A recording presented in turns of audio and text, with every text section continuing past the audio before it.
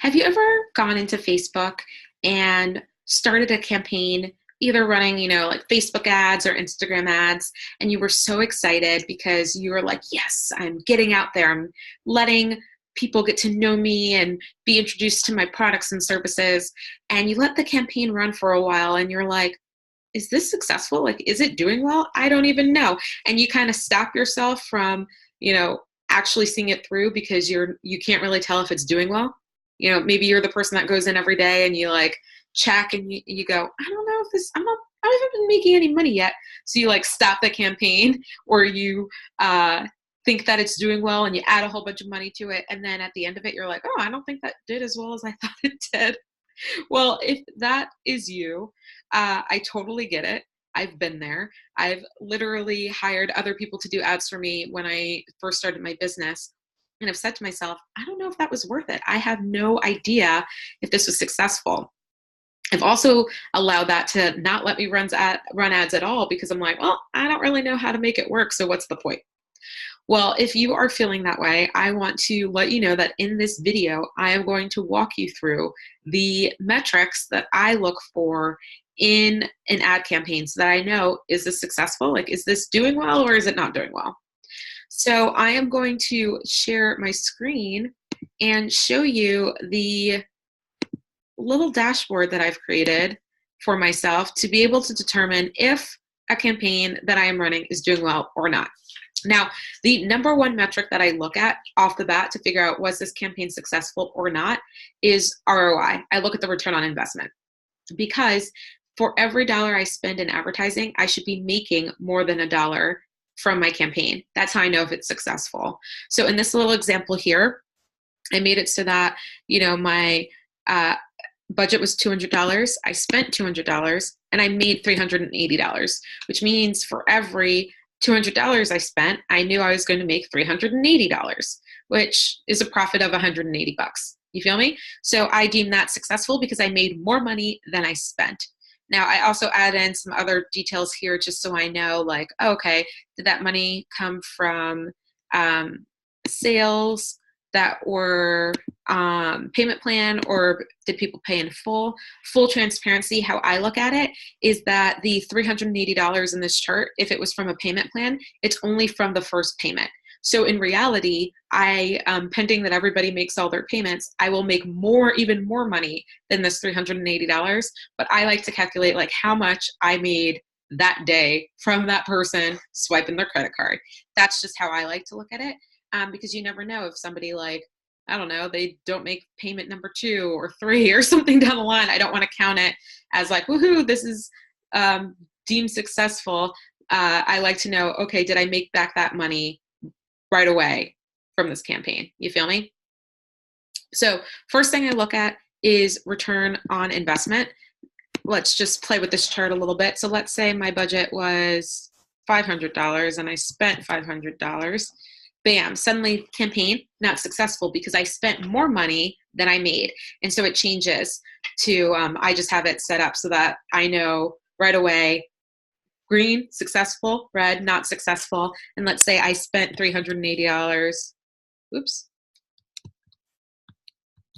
Okay, see, I spent $380 because some of this is tied to something. Then bam, it turns yellow because that's my break-even color. So first thing I look at is return on investment.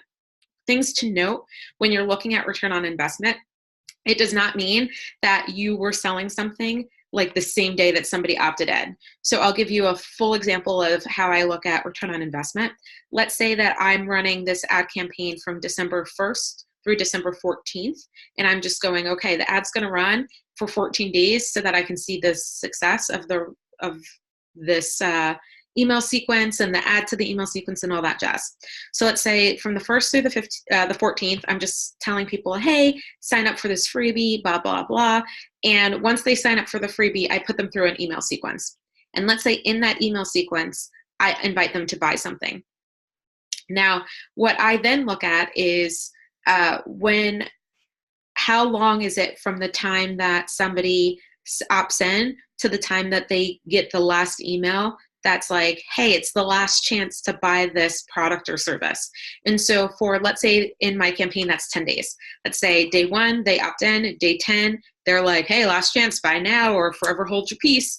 Then what I do is I go, okay, then the last person that will have purchased from this or will have opted into this campaign based off of my test dates from the 1st through the 14th will be December 14th. That's the last day in which somebody from this particular campaign that I'm testing will be able to opt in.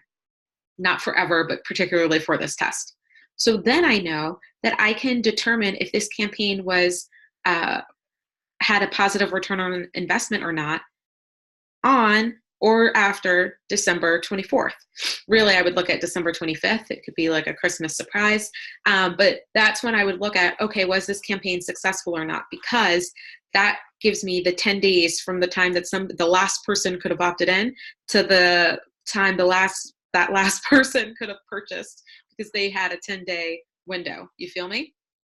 Cool. So you kind of have to figure that out for yourself, but that's how I look at return on investment. Is I wait until the first product is essentially offered and given a deadline for, and whenever that last date is, that's when I really look at the numbers holistically and go, was this great or was this not? But right now, this is just a made up chart. So, if I broke even, great, or okay. At least hopefully I had some more people in my list, and maybe they'll buy other things in which I'll make money off of this campaign down the line. But if, let's say I spent a lot more money and I didn't make it back, okay, then it's not deemed a successful campaign. If I spent, bam, whoops, wrong answer, bam, less money, successful, okay? First metric, return on investment.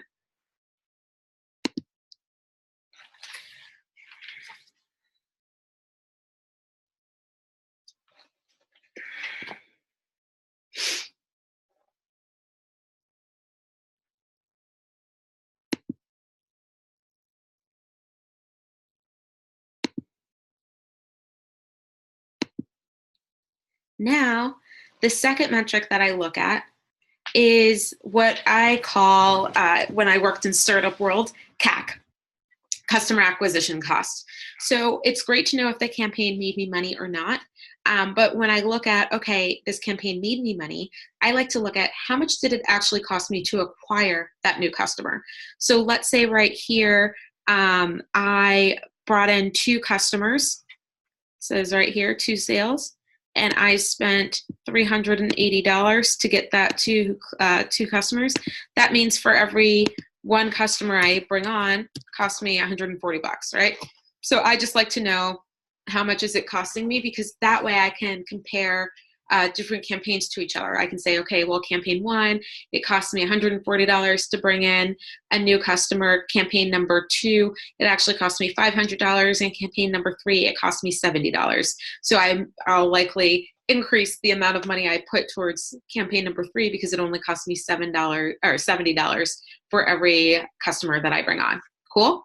So that's the other thing that I look at. Now, those are the main metrics that I look at when I ask myself, is this campaign successful? I look at my metrics in 2 different arenas. The first is, was this successful? And the second is, how can I improve it? / if I'm looking at these metrics earlier in the second shop that I'm going to talk to you about in a second, I'm asking myself, does this campaign look like it's heading in the direction of success? Now, it's not always, hey, it's looking successful, therefore it is successful, but there are some what I would call like key performance indicators that give you a little bit of an indication as to whether or not your campaign is heading in the right direction or not. So that brings me to this other set of metrics that I look at. Now, to give you a sense of what I do, I'm actually going to stop sharing for a second, because I know sometimes people just stare at the chart and don't listen to what I'm saying. But one of the things that I like to do is on a piece of paper, I map out the entire customer journey through my campaign. So I'll say like, okay, first, they're going to get an ad. Then they're going to click on the ad and they're going to go to an opt-in page. Then on the opt-in page, they're going to sign up and give me their name and email. Then once they get my name and email, let's say this is a webinar, they're going to be invited to a webinar. Then they're going to show up for the webinar. Then they're ideally going to buy something from me. Like I map that all out. And then what I do is every single step of the way, I look at what did the person do or what did the people do collectively. Like if I did this ad and, 1% of people who saw that ad signed up, and let's say average, this would be the click-through rate, or let me say this another way.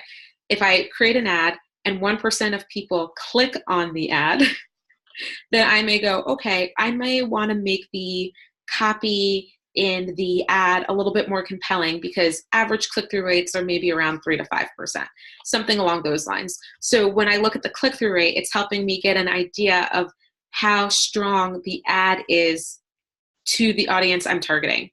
And so I may go, okay, I need to adjust the messaging of the ad, or I may go, maybe I'm not marketing this ad to the right people and I need to adjust my target audience.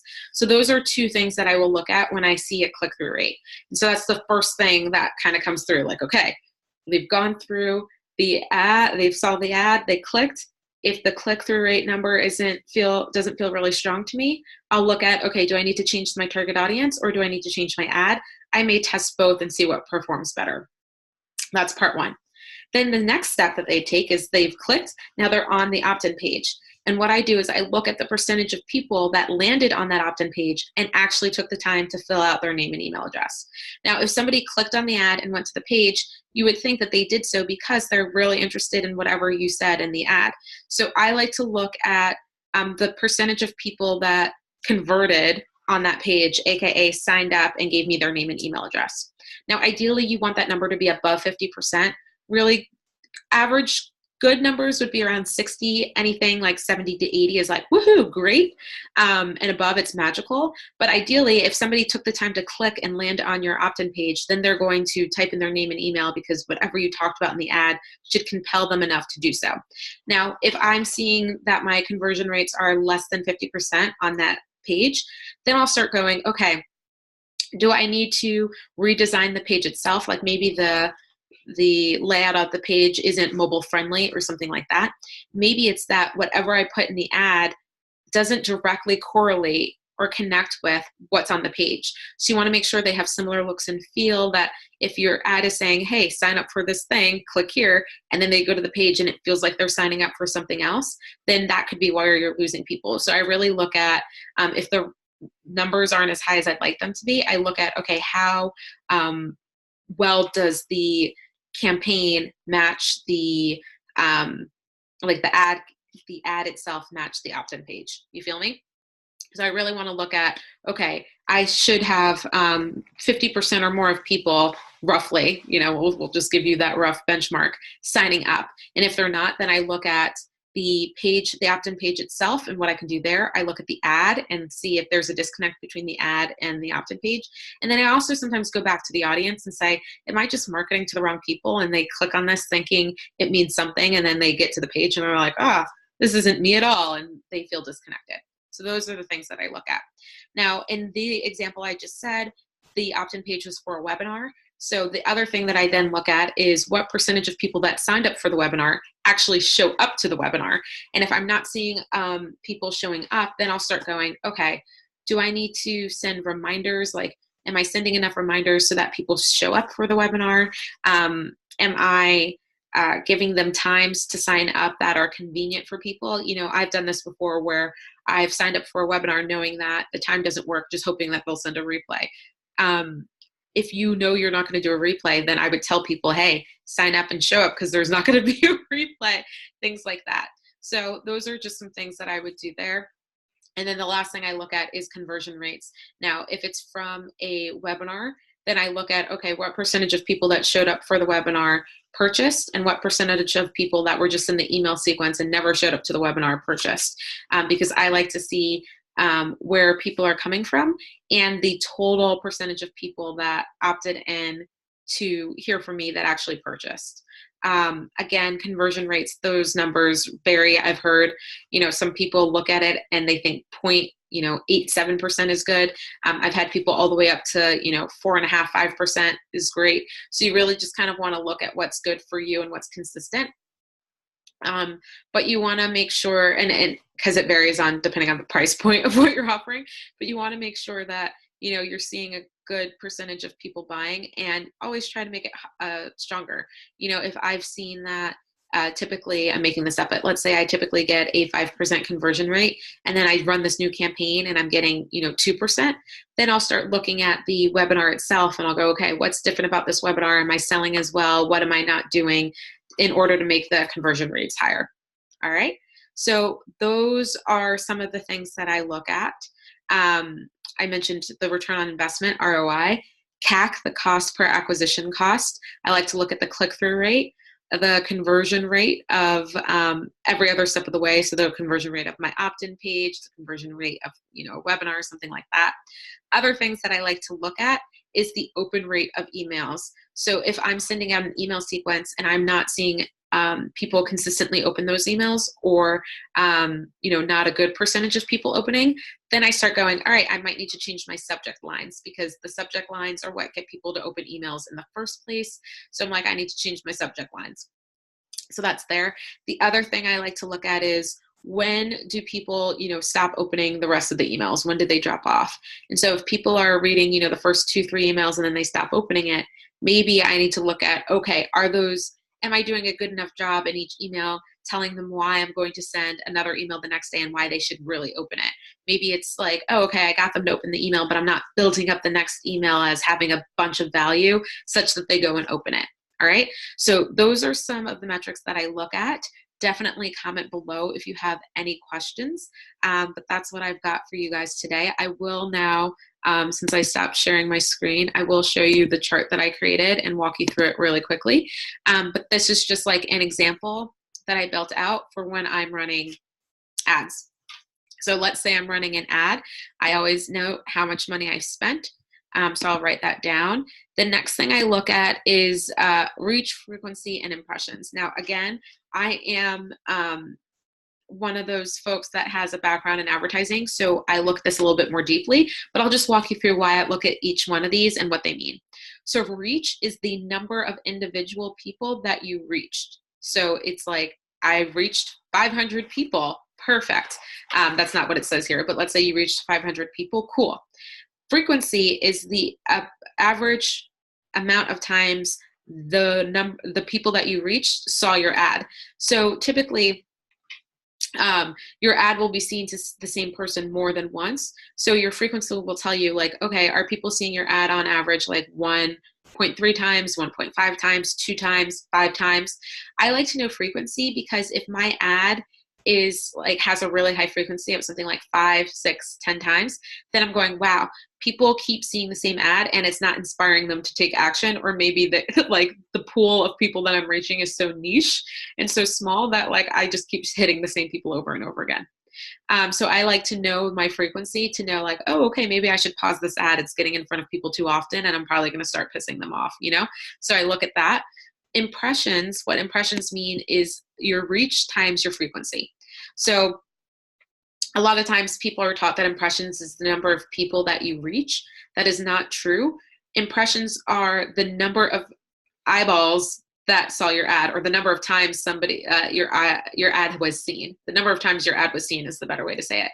So impressions are reach times frequency. So you can have an impression of 1 million, and let's say only 500,000 people saw your ad twice. That doesn't mean 1 million people saw your ad. It means 500,000 people saw your ad twice, and that gives you impressions. So that's why I look at that.